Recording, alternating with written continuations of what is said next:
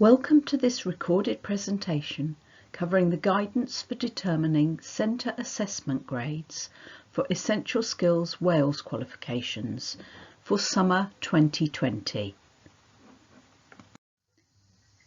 We have put this recording together to add some detail to the 6-step guide to centre assessment grades for Essential Skills.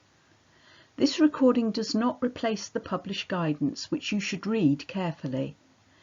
We recommend, before listening, that you read the guidance and our FAQs, and it might be helpful to have them to hand while you listen, as we will refer to different sections of the documents. It's important to be aware that the guidance might be subject to change, so centres should always refer to the most recent documents on the website. In case you haven't yet seen the 6-step guide, you can find it on the COVID-19 support pages on the City and Guilds website in the Wales, Northern Ireland and Scotland section. Since this document was published, the registration deadline has been extended until the 5th of June 2020. Step 1 looks at candidates who are eligible for this process. Candidates are in scope and eligible to be included in the process if they were registered on or after the 1st of September 2019 and were due to complete their Essential Skills qualification between the 20th of March and the 31st of July, and whose learning and assessments have been disrupted by the COVID-19 situation. For any candidates registered before the 1st of September 2019, they will be in scope if they were due to complete before the 31st of July 2020. This must be confirmed in the declaration by the head of centre.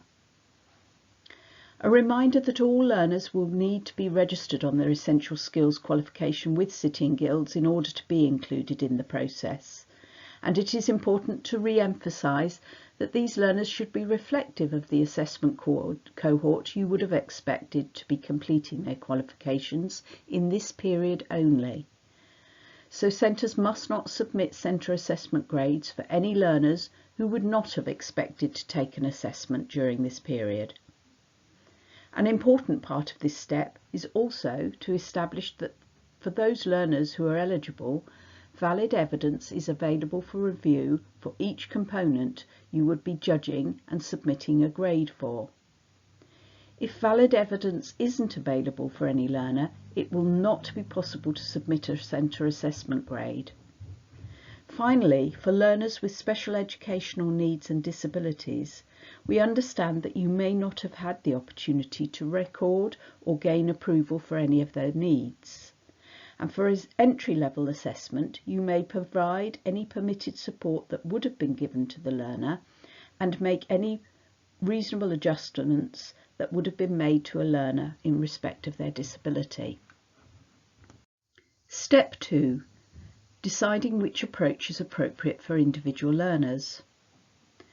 You will have heard and read a number of different terms being used in relation to this process, so just for clarification, we refer to partial completion.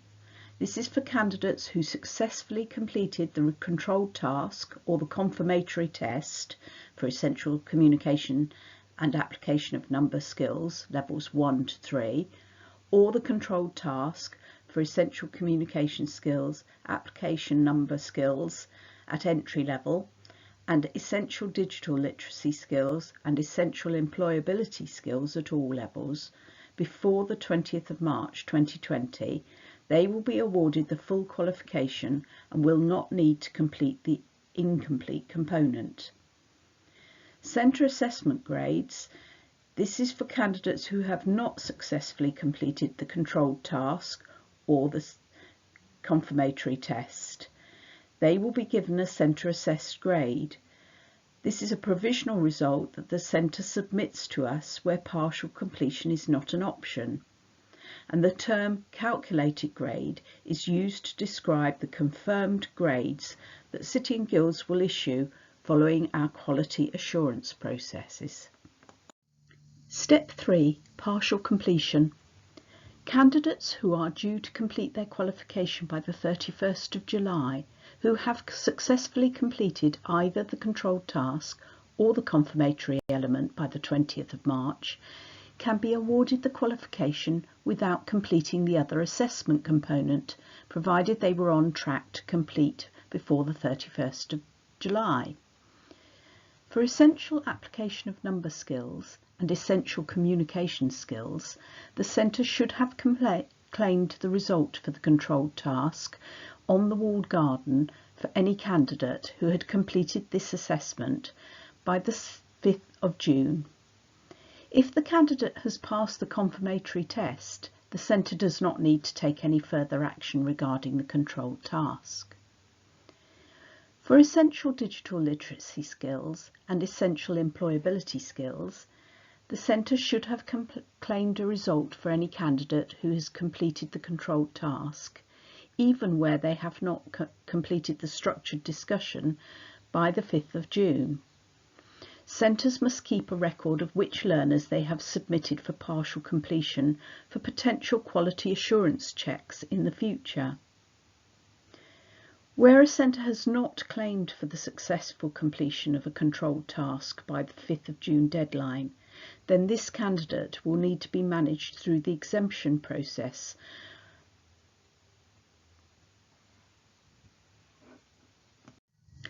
Step 3 continued. Guidance on the process for awarding against partial completion of essential skills can be found in the information document for heads of centre, heads of department and tutors. Centres should identify all the relevant candidates and retain this information for audit and quality purposes. As of the 1st of June, the centre can complete the declaration form confirming candidates are due to complete before the 31st of July 2020. Each centre will complete one submission which covers both partial completion and centre assessed grades. The window for these submissions is from the 1st to the 26th of June 2020, and results will be issued on the 31st of July 2020. City and Guilds will complete any required external quality assurance activity through remote monitoring until centres reopen, and centres should contact the City and Guilds Quality Delivery Team to arrange an EQA activity where needed. Step 4. Determining centre assessment grades, making a judgment. Centres should identify all learners who they would have expected to complete the qualification between the 20th of March and the 31st of July, including resits. This is for all essential skills qualifications at all levels where a partial completion has not been used. City and Guilds will require centres to submit a centre assessment grade for each candidate to support the calculation of results. This will be a considered estimation of the grade that each candidate would most likely have achieved this year. This will be a holistic, professional judgment, balancing different sources of trusted evidence held within the centre and which has been reviewed by tutors and relevant heads of department. Tutors and heads of department will have a strong understanding of candidates' skills, knowledge and understanding, and they should consider each student's performance over the course of study and make a realistic judgment about whether the candidate would have passed if they'd taken the assessments this academic year. Centres should assume that it is no easier or harder for a candidate to achieve this year compared with previous years, and judgments should reflect how they would have performed under ordinary circumstances. Step 4. Sources of evidence. Tutors should draw on existing records and available evidence as far as possible in the context of current public health advice. It is important that the judgments are objective and they should only take account of evidence about candidate performance. We recognise that centres will have incomplete evidence and that the range and amount of evidence will vary between different candidates. judgments should be made on the evidence that is available. There is no requirement to set additional formative, practice or sample tests or homework tasks for the purpose of determining centre assessment grades, and no student should be disadvantaged if they are unable to complete any work set after the centre was closed. Learning up to the 20th of March provides the main evidence for grade estimation. However, if there is evidence available from the 20th of March onwards which supports a centre assessment grade, this can be used alongside other evidence. For each qualification at a centre, all tutors that have taught the candidate should be involved in estimating whether they would have passed or failed using the available evidence, including coursework completed towards the qualification. This could be work they've undertaken in class or at home. Formative assessment, either centre developed or a commercial product, but it should not include initial diagnostic assessment, as this is just used to place the candidate on the level that they're studying. Practice tests or sample tasks, and your expected achievement rate on each qualification for this year, with reference to historic achievement rates where this is available. Centres must retain records of the evidence they used to determine their assessment. The grades recorded and the evidence used must be retained as explained in the earlier Step 3. Step 5. Assigning a centre assessed grade to each learner. When the teacher has completed judgments for all eligible learners, they need to record the following for each component: the total number of learners for which a centre assessed grade has been judged, total number of learners for whom a pass is recommended, total number of learners for whom a fail is recommended, and the types of evidence used to support the process. The recommendations and this summary should then be subject to the internal sign-off process.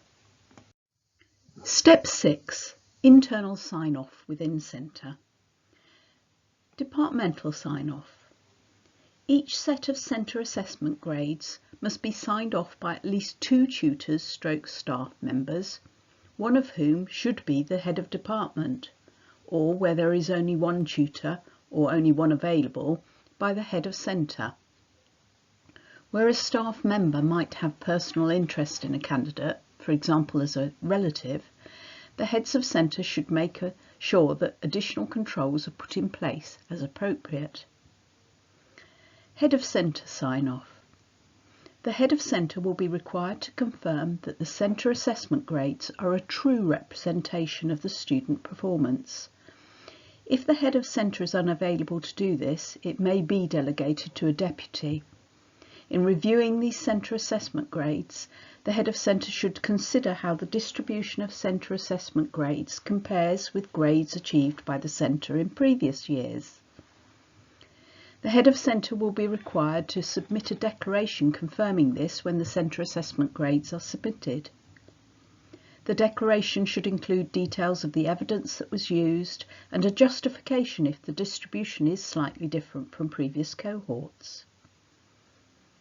Centres must not, under any circumstances, share the centre assessment grades with candidates or their parents, carers or any other individuals outside the centre before final results have been issued by City and Guilds. If any member of centre staff does share this information with anyone outside the centre other than City and Guilds, this must be reported immediately as suspected malpractice. This is to protect the integrity of tutors' judgments and to avoid tutors, heads of department, senior leaders or heads of centres being put under pressure by candidates and parents to submit a grade that is not supported by the evidence or that has not been quality assured by City and Guilds. Releasing calculated results. As the process is different this summer, results will be issued on a specific date. Centre assessment grades should be submitted to City and Guilds by the 26th of June, and we will issue the results on the 31st of July. Results can only be issued where the head of centre declaration has been completed correctly and after quality assurance processes have been completed by City and Guilds. Step 6. Submitting centre assessed grades and the declaration for partial completion.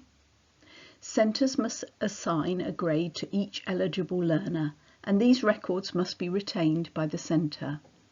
Please note that in order to ensure the validity and reliability of results as much as possible, we may need to follow up with centres to request further information about the rationale for their centre assessment grades. We will ensure that these discussions are open and transparent and will work closely with centres to ensure that standards are maintained and candidates are neither advantaged or disadvantaged as far as possible. Centres must become familiar with the guidance on the process to submit centre assessment grades, and this guidance, together with the centre declaration form, is available from the Submitting Centre Assessment Grades COVID-19 page of the website. There will be only one submission per centre. The window for the submission is from the 1st of June 2020 to the 26th of June 2020.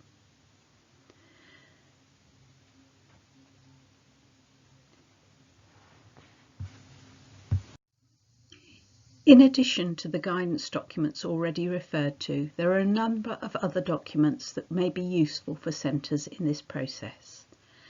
There's a link to the statement from Qualification Wales, together with the Frequently Asked Questions document, which was prepared jointly with other awarding bodies and as part of the Asset Management Group.